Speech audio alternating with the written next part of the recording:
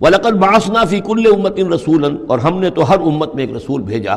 أَنِ اعْبُدُوا اللَّهَ وَاجْتَنِبُوا الطَّاغُوتَ، وہ یہی پیغام لے کر آئے کہ اللہ کی بندگی کرو، پرستش کرو، اور طاغوت سے بچو، طاغوت کا انکار کرو۔ یہ سورہ بقرہ میں ہم پڑھ چکے ہیں، فَمَن يَكْفُرْ بِالطَّاغُوتِ وَيُؤْمِن بِاللَّهِ فَقَدِ اسْتَمْسَكَ بِالْعُرْوَةِ الْوُثْقَىٰ۔ طاغوت طغا سے ہے، طغا سرکشی، جو بھی سرکش ہے اللہ کی بندگی اور اطاعت سے سرتابی کر رہا ہے وہ طاغوت ہے، وہ انسان ہو، وہ جن ہو، وہ کوئی ادارہ ہو، وہ کوئی ریاست ہو، کانسٹیٹیوشن ہو، کچھ بھی ہو،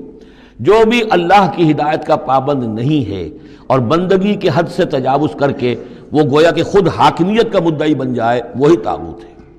وَاجْتَنِبُوا الطَّاغُوتَ، اللہ کی بندگی کرو اور طاغوت سے کنارہ کشی کرو۔ فَمِنْهُمْ مَنْ هَدَى اللَّهُ، تو جب رسول آئے یہ دعوت لے کر تو ان کی قوموں میں سے کچھ وہ بھی ہوئے جن کو اللہ نے ہدایت دے دی، وَمِنْهُمْ مَنْ حَقَّتْ عَلَيْهِ الضَّلَالَةُ، اور ایسے بھی ہوئے کہ جن پر مسلط ہو چکی تھی گمراہی۔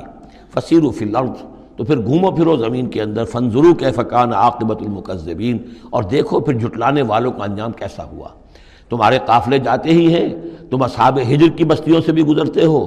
تم نے وہ ثمود کے مسکن بھی دیکھے ہیں، ان کے کھنڈرات بھی دیکھے ہیں، تم نے وہ قوم مدین کا علاقہ بھی دیکھا ہے، تمہیں معلوم ہے کہ سدوم اور عمورہ کی بستیاں کہاں تھیں، یہ ساری چیزیں تمہارے علم میں ہیں۔